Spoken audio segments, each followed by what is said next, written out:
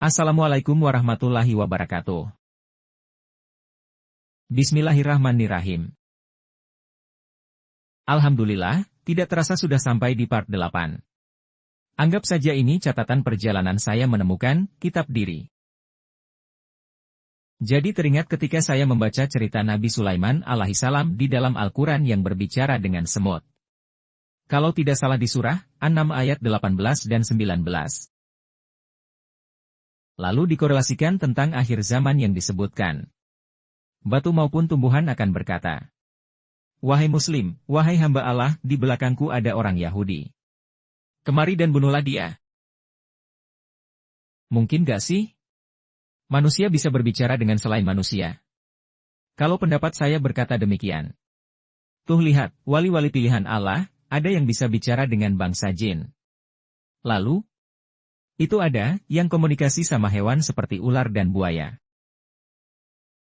Oh iya ya, bisa saja komunikasinya seperti gelombang radio. Di frekuensi-frekuensi tertentu. Kalau menurut sains, manusia itu mampu mendengar di frekuensi 20-20 ribu Hz. Suara infrasonik yang lebih kecil dari 20 Hz ini dapat didengar oleh gajah dan tikus tanah. Suara ultrasonik adalah suara yang jauh lebih kencang dari 20 ribu Hz. Banyak hewan yang bisa mendengar suara ultrasonik. Seperti anjing, lumba-lumba dan kelelawar.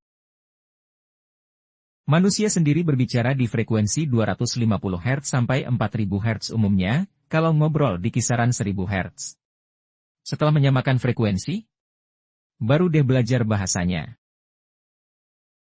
Lalu, belajarnya dari mana? Samain dulu frekuensinya, baru minta sama Allah diajarin bahasanya. Namanya minta sama Allah, dikasih apa enggaknya itu kehendaknya, itulah yang terbaik buat kita.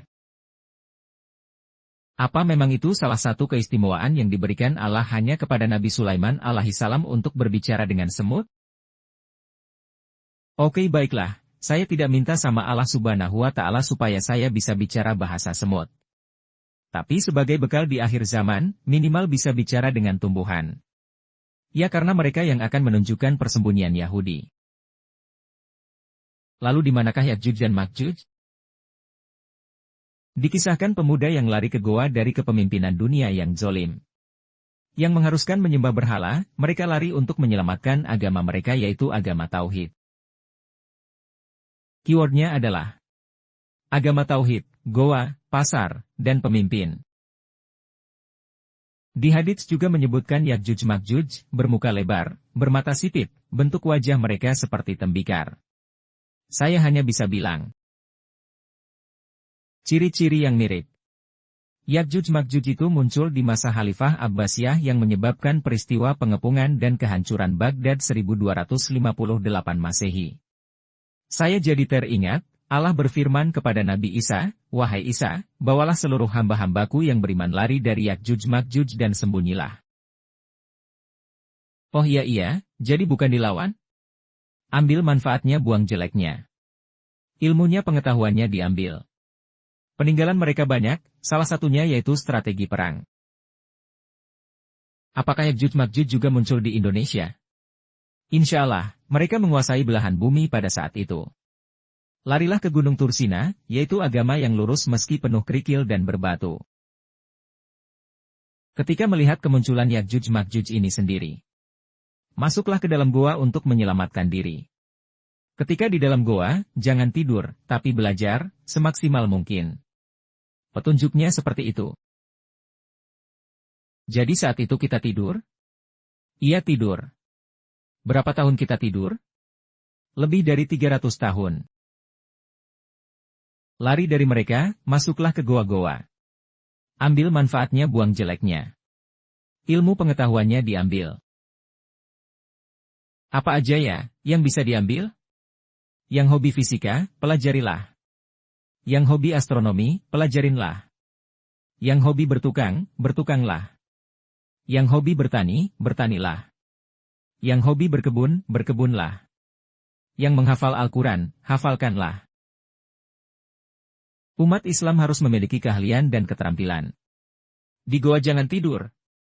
Di kepemimpinan Imam Al-Mahdi nanti, kita sebagai penduduk goa punya peran masing-masing untuk menulis kembali di seluruh belahan bumi menurut Al-Quran dan sunnah-sunnah yang diajarkan baginda Rasulullah Shallallahu Alaihi Wasallam.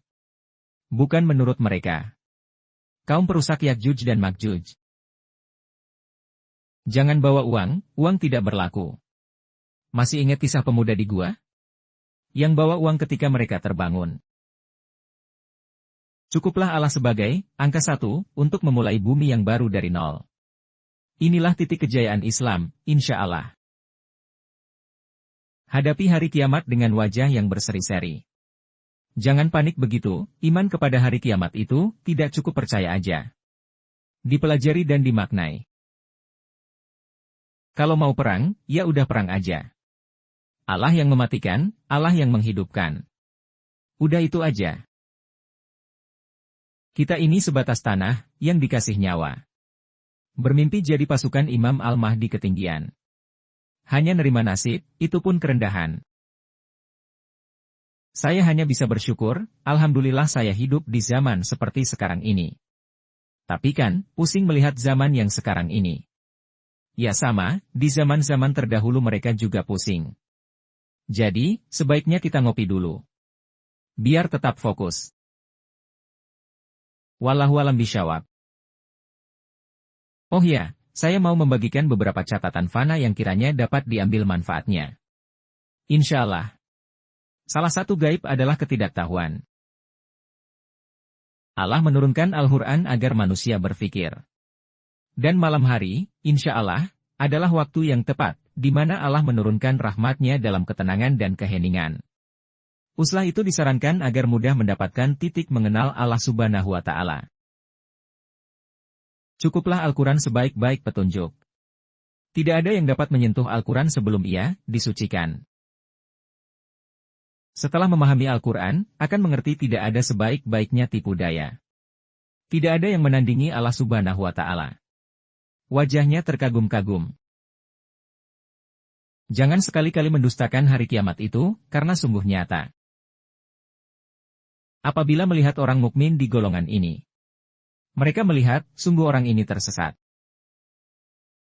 Setan, jin, iblis, bahkan Dajjal sekalipun yang dapat membaca Al-Quran, tidak akan dapat menjelaskan rahasia terbesar yang tersimpan di Al-Quran. Bertasbih kepada Allah, seperti halnya langit dan bintang. Lakukanlah sholat sebagaimana yang biasanya dilakukan. Di dalamnya terdapat banyak kalimat-kalimat yang mengagungkan asma Allah. Berdoalah, menggunakan salah satu dari sekian banyak asma Allah. Bersedekah, sebelum melakukan pembicaraan rahasia dengan Rasul, tidak ada rahasia antara dua orang, sebab Allah mengetahui. Tangga-tangga yang menuju ke langit harus diberitakan agar menjadi petunjuk. Mereka yang diberitahu tentang gaib lalu menuliskannya, mereka akan dianggap halu dan penipu. Apa itu hari kiamat? Siapakah Dajjal? Siapakah Ahlul Bait sebenarnya? Saat ini Dajjal berada di mana? Apakah maksud hujan tidak ada tanaman? Di manakah sosok Isa alaihissalam berada? Apakah yang maksud Mubasyirat bertemu Allah dan Rasulullah itu benar? Semua itu sesuai kehendak Allah. Allah pelindung manusia dari kejahatan. Bisikan setan, bisikan hawa nafsu. Meminta pertolongan Allah ketika sedang bermujahadah, 5 olah raga, olah pikir, olah jiwa, olah hati dan olah rasa. Tidak ada toleransi perkara hal tauhid. Gocangan kiamat begitu nyata. Turunnya Al-Quran itu pada suatu malam, titik kegelapan manusia. Maka mintalah kepada Allah Subhanahu wa Ta'ala, dengan bersujud, bertasbih untuk diturunkannya, dibacakan, Al-Quran itu kepada jiwa-jiwa yang mencari keridhoannya. Setelah Al-Quran itu dibacakan kepada dirimu, kemudian catatlah. Jadikan catatan tersebut sebagai ilmu pengetahuan. Manusia itu cenderung menjadi jahat ketika merasa cukup. Cukup ilmu, cukup harta dunia. Mintalah air kepada Allah Subhanahu wa Ta'ala, air yang berasal dari sumber mata air yang tidak memabukkan. Sayangnya manusia jadi kikir karena tamak terhadap harta atau rezeki yang dimilikinya. Tolong menolong dengan yang bermanfaat, makanan, kepada orang miskin. Salah satu makanan terbaik di hari kiamat adalah ilmu yang bermanfaat. Neraka khusus bagi yang mengumpulkan harta, kalau tidak dibagikan. Salah satu harta itu ilmu maupun akal. Saling menasehati dalam kebenaran. Hari kiamat, agama bagaikan bulu berterbangan. Hanya kepada Allah berharap sesuatu, tidak kepada sesuatu apapun di dunia selain Allah Subhanahu wa Ta'ala. Jangan mencela orang yang meminta makanan, ilmu, petunjuk. Bukankah sebenarnya kamu juga orang yang bingung? Lalu Allah memberi petunjuk. Jadikan malam, kegelapan itu, adalah waktu beristirahat, mengisinya dengan bertasbih kepada Allah Subhanahu wa Ta'ala. Segelap-gelapnya malam itu, sebaik-baiknya waktu meminta kepada Allah, dibacakannya Al-Quran, kepada dirimu. Jadikan masjid itu tempat air dan makanan di akhir zaman. Adapun hadits-hadits syahih, maupun ayat Al-Quran yang merujuk kepada jawaban dari pertanyaan-pertanyaan saya di atas. Alhamdulillah saya sepakat. Saya tidak memperdebatkannya, alhamdulillah.